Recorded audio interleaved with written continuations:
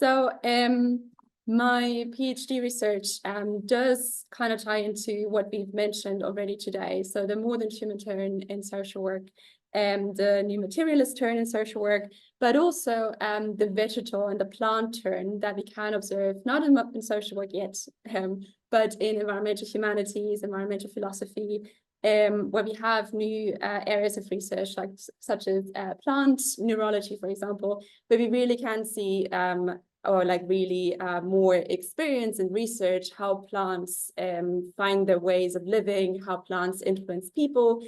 And you have like exciting fields like ethnobotany that really looks at people-plant entanglements. And that is what I do too. So my research was based in a community garden in a community garden in Glasgow, and I really tried to center a more than human perspective in this garden. So centering a more than human perspective and kind of following a relational ontology, what Julia talked about earlier as well, really has significant influence on how we perceive a community garden. Community gardens have been a context for social work previously, also for social work research, but what we have so far is fairly human-centered. So there's like a lot of research about how gardening is good for people's mental health and physical health, and that is really important. But what is kind of missing is really the entanglements between people and plants and people kind of co-create the garden in a way. And that is what I'm trying to do in a way. So changing from an anthropocentric perspective to a more than human perspective then changes our vantage point quite significantly. And this has also influence on how we do research and like how we collect data and what we consider data. And this is essentially one of the elements that I'm trying to figure out in my PhD as well. So what I did was using mainly two research methods. One was multi-species ethnography. So I became a volunteer gardener in that space for about 18 months. So quite a long time. So there was like a lot of participant observation and photography and so on. And then the second main method was walking interviews, and that is what I'm kind of focusing today. So I'll kind of give a brief overview of the method, and then I'll dive into how did walking interviews kind of play out in the garden where I worked. And I'm kind of touching upon several like very general things like ethics and data analysis and just some considerations of how we can use walking interviews in more than human research. So, so with greater attention, I think, to space and place in social sciences and also in social work, mobile kind of methods in general have become much more prevalent, and walking interviews have been one of the ways to explore this kind of research. And there has been a lot of research with walking interviews into place and memory and health and well-being. A lot of community and neighborhood research uses walking interviews as well. And they're generally considered a fairly flexible and like an open alternative to sit-down interviews, to what we know, because they're very adaptable to many research questions, to many research topics, local contexts, but also participants' needs. Obviously, at this point, I have to mention that not everybody can or want to go on a walk for a certain distance. So it's always important to kind of see whether that is possible for participants. Generally, the term walking interview is very vague, and it's like an umbrella term for anything really, any form of interview that incorporates some sort of walking into its methodology. And in setting up and planning those walking interviews, researchers at some point need to make a decision how, or like where the walking takes place. So how is the route created of the walking interview? And along this question, Evans and Jones essentially distinguish three types of walking interviews. So one is a guided walk where the researcher sets the route, and then that is usually the same route for every interview, and that makes interviews more comparable. The most common one is go-along interviews, and I think, Daisy, that was also what you had planned, where essentially the participant decides where the walk is going and where the route is taking people. And then there is what Anderson called bimbles, which is essentially there is no predetermined route, but you just meet with people and then you kind of see where you're going while you're doing the interview and you just figure it out. And that is also what I did in the garden. So there was no route planning involved, if you will. Walking interviews are often understood as conversations in place, and that is mainly for three aspects. On the one hand, interviews really take place in a setting that is relevant to the conversation. So while traditional sit-down interviews essentially take participants away from the day-to-day context and the day-to-day activities, walking interviews aim to do quite the opposite and really take place where people are and where whatever the research topic is actually happens. The second thing is that by setting the interview in this context, in a meaningful context, walking interviews aim to what Flint calls recall knowledges of place. So the idea is that human experience and memories and knowledge is inherently linked to place and to a certain environment. And by walking through that environment and exploring that environment together, those kind of memories and knowledges come to the fore. And the third point is that, and this is actually, I think, the most interesting point, is that the flow and the topics of the conversation are not only structured by researchers' questions, but also are like very much prompted by the relations between the individual who is being interviewed and the place. So, for example, in the garden, we would walk past a certain plant or a tree or a vegetable bed, and that simply by seeing it or by smelling a plant, people would stop talking about whatever they were talking about and switch topics and talk about something else. Or people would see something and then remember something and then share their thoughts. So it's a much more like free-flowing conversation. It's much more natural, but it's also much more unstructured, unpredictable. There's a lot of interruptions and silences and unfinished sentences, but that kind of is what makes it interesting. And obviously, this is also what makes it interesting for a more than human research project, because those interruptions and entanglements are really what kind of bring the more than human to a human conversation. Yeah, and there is actually quite a lot of research that uses walking interviews, so it's by far not a new method or anything. And this is just 3 examples that were kind of important for my own research. So Flint's paper here is something I'm going to talk about later again. And then Hitchings and Jones, as well as Pitt, are 2 examples that use walking interviews in a garden context. And they both try to explore people's personal relationship to plants and the role of plants in the garden, really. And Hitchings and Jones's paper is about 20 years old now. But what they really show is how the place where the interview takes place really has an influence on what is being talked about and how people answer questions. So they start the interview in gardeners' living rooms, and they say that when they were inside, people were very insecure and they're very unspecific, and they tried to give the right sort of answer. Whereas when people were outside in the garden next to the plants, their kind of affections and their care for the plants was much more in the center of the conversation. So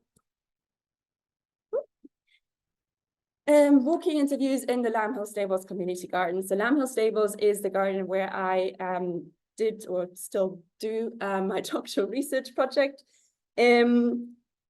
It's kind of important to say that walking interviews, again, was not a standalone method in this project. So it was very much embedded in the broader ethnographic work I did. But generally speaking, I went on walking interviews with 14 gardeners. And I use the word gardeners in a very broad sense here. So it was volunteer gardeners, it was part-time employed gardeners, but also other members of staff who worked with and in the garden. And all interviews were conducted between March and November last year. So that was quite nice because it also gave me, it gave me the opportunity to do those walking interviews in different seasons, and that really changes the garden, obviously. And just to give you some, it's not a very good map, but to give you some idea of how the garden is kind of structured, so it's just a better idea of the location. you can see here, so number one is the main building. It has a community cafe and the offices and a bike club. And then the garden is up here. And it's quite a big garden, so it's over 1 acre. And it's all volunteer run. And you have like several ponds. Number 4 is the biggest one. You have a compost area, and you have a garden shed up here. And people grow, well, plants grow themselves, both flowers in different locations. But there's also like big areas for vegetable beds up here. And there is several fruit trees, like mostly pear and apple. Oh, and this is a big strawberry farm that people really like, and I thought I should mention. So yeah, and then you have like a separate area here, like this, and where the polytunnel is situated. And this area is like fenced off with barbed wire, mostly for protection, and there's also the beehives and stuff. So, but if you want to go from the garden to the polytunnel, you have to walk all the way around and then enter from here. So that is kind of the location of what I'm going to talk about now. So in terms of structure, similarly to other studies before, I had chosen an unstructured interview approach, mainly for 3 reasons. So on the one hand, it really allowed the conversation to just drift off and flow relatively freely, but still with a strong focus on Lamb Hill Stable. So there was one topic or like one context that we always came back to. Choosing an unstructured approach also left the space during conversations for all those unplanned encounters and interruptions of all the things and beings that we saw in the garden, and kind of allowed for those encounters to kind of prompt a new conversation or a new topic. And also those unstructured interviews really allowed gardeners to take the lead on the conversation and kind of will decide which topics to discuss, how deep to go into a topic, but also, well, like physically and metaphorically allowed them to take me into different corners of the garden, wherever they wanted to go. Interviews were generally therefore designed with minimal questioning, and I only had like a loose list of like prompts that I could kind of ask whenever there was like a longer silence. Yeah. So in terms of topics, it was mostly about exploring gardeners' experiences with plants in the garden. And again, this was kind of like supplementary material to the ethnographic data that I was kind of collecting. So typically, the initial question would kind of explore gardeners, how gardeners became actually gardeners at Lamb Hill. How did they well, in a way, end up in this garden, and what do they do? How do they interact with plants? What do they like about the garden? Or maybe what not? And some topics repeatedly came up in different interviews without me actually necessarily asking for them. So one was the habit of talking to plants that came up a lot. Most people do it. People's first experiences with gardening, but also gardeners telling me about their favorite plants. And so Hitchings and Jones in their study really found that it was quite difficult for gardeners to talk about the mundane, everyday gardening tasks and what people do in the garden and describe that.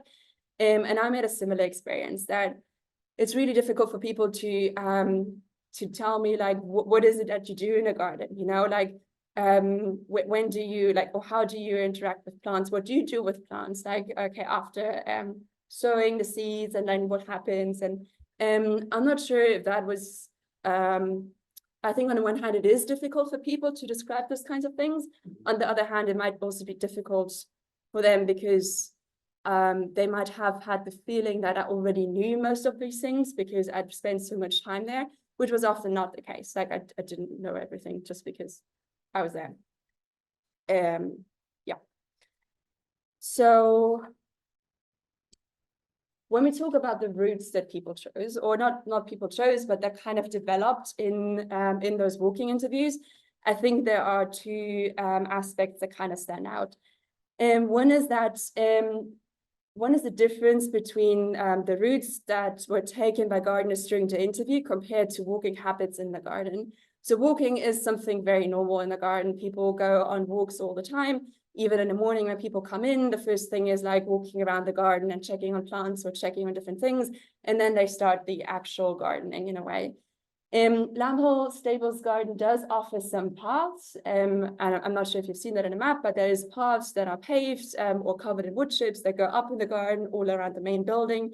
And those are usually mostly used by visitors and dog walkers, and not so much by gardeners, because gardeners just find their own ways. And you can see here in the pink map on the top, that is me. In a 2-hour gardening session. And there's like a lot of back and forth, right? It's not straightforward. It's me running around frantically in the polytunnel and then up again at the gardening shed. So it's like, it's very, it's like stop and go, right? So there's no like real flow. So there's no like real rhythm in a way. And that is compared to what we can see down here, which is one of the routes we had with Isla's interview, which lasted about 43 minutes. And we mainly stayed on already given paths. So we left the path only up here to kind of stand underneath a tree. But what that kind of shows us is that when we do walking interviews, even though it's outside, it's in the garden, it's as close as it gets, there might be some limitations in terms of how it changes the conversation, but also the dynamics of like actually talking about gardening. I did 2 interviews while we were doing some gardening tasks. So for most interviews, all gardeners did was talking and walking, really, and just showing me around the garden. But for 2 people, with one person, I was weeding a bed, and the other one was cutting flowers. And that was a very different walking pattern, right? So that was not as far, that stayed around like one single bed. And the conversation was still very interesting. And it really is interesting to see what people talk about while they interact with plants. So there is like one possible limitation of walking interviews in such a gardening context. The second aspect is that the routes were like super different. So again, these routes were not predetermined, but were kind of made up on the spot. And gardeners chose very, very different routes. You can see, for example, you can more or less see Sophia up here. So with her, she was one of the few people where I actually did not walk on proper paths, but just in between beds. Lucy down in the corner, she was the one where I was cutting flowers with while we did the interview. And while incidentally, Lucy's interview was the shortest one in time and distance, there was usually no correlation. So shorter interviews were not the ones where the shorter distance was covered. And with some people like Paula here, I even left the garden. So we went down here to walk along the canal for a little bit. And then with some people, like Andrew and Daisy, I even went over to the polytunnel to have a look on stuff over there. Leo's interview here was actually the longest, but we were interrupted by heavy rain. So yeah, we kind of had to seek shelter in the potting shed. Same goes for paces. So walking interviews is not always only walking, right? So there's like a lots of breaks and stops. And people stop to show me different things. So for example, specific plants, and you can see those here marked with X's. Sometimes we sat down on a bench, like with Christine and Fiona, and we just continued to interview in a sit down mode for a couple of minutes. Oops.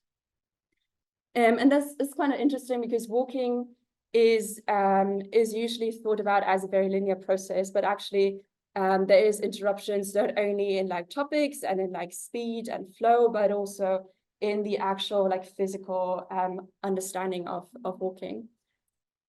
And this kind of brings me back to the idea of place and how walking interviews kind of show us different dimensions of place. So it can, like walking, I think is like a way into observing and exploring the material, but also the temporal and the relational dimensions of of different places, right? So walking is a somatic experience, it's a central experience. It exposes both researcher and participants to the stimuli of the surrounding environment. Yeah, it's in a temporal understanding, not very linear. So it's not like this topic is discussed and then that topic that gets discussed, but it is, it might have a clear beginning and a clear end, but then still the temporal experience of walking is usually far from successive or episodic events, right? So this is, I think, particularly evident when walking in the garden, where on the one hand, you jump between different topics, but then you also have memories prompted by certain plants. And then you have the clashes between planty time in a way and human time. So depending on the season, the garden looks very different. And that seasonality of things really also affects what gets discussed, how things get discussed, what kind of memories are prompted, and so on.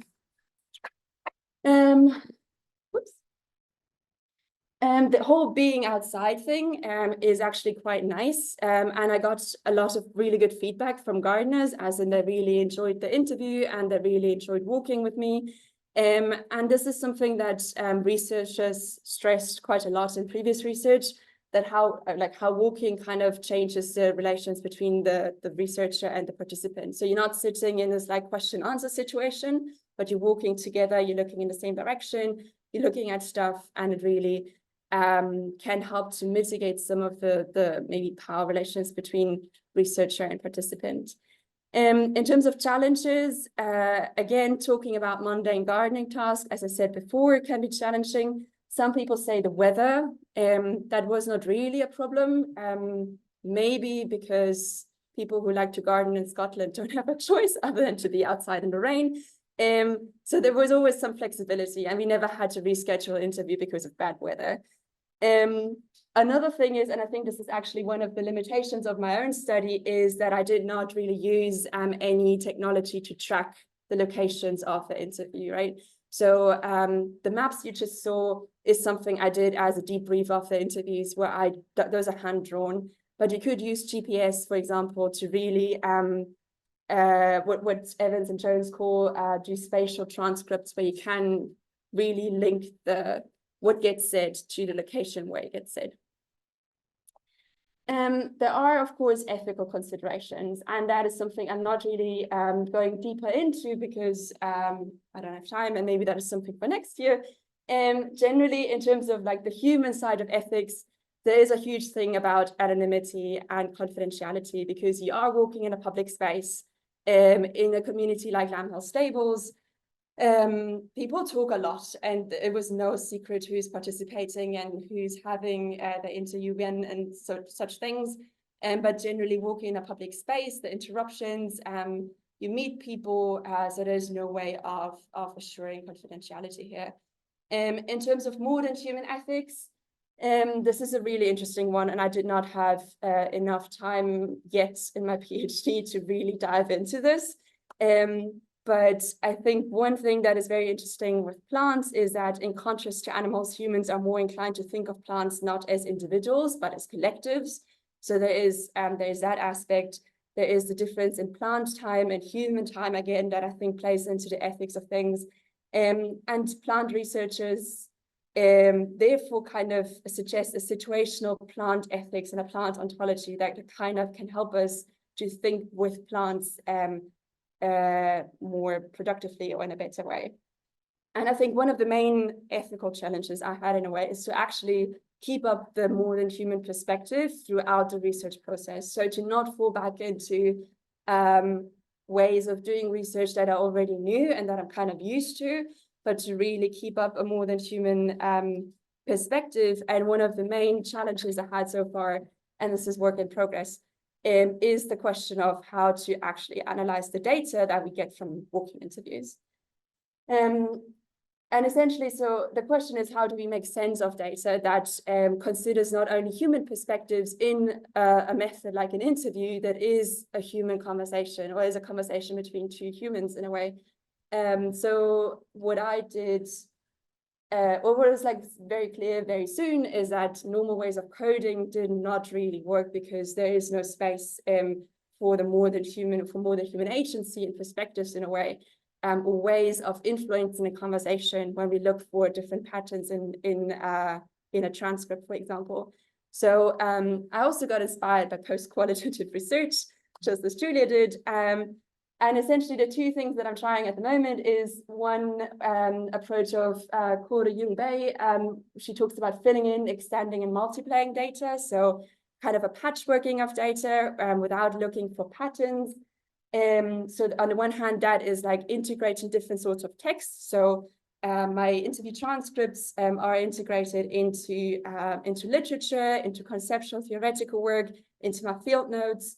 But then again, there is like other forms of data. There's photographs, there is audio recordings, there's soil testing, there's all sorts of things. And all of that gets patchworked together.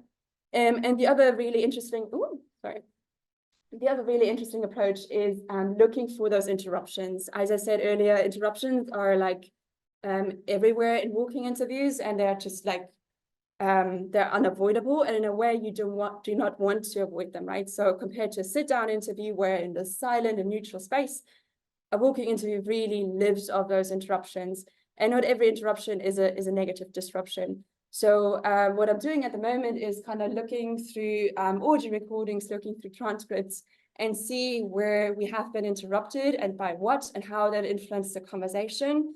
And very often it's plants. So people would see a plant, would taste the berry, would smell a hawthorn bush or whatever, and get really excited about it and jump back and forth between different conversations, and those kinds of interruptions and encounters would trigger so much for the conversation. So that is at the moment how I'm trying to make sense of the data that I have now without kind of putting a too human perspective on it again. So that was a very quick run through of walking interviews. It's a very exciting method, and I think it does have a lot of potential, but again, there is a lot of open questions in a way of how to analyze the data, of the ethical considerations that do not only consider the human perspective on what we see and do. Thank you.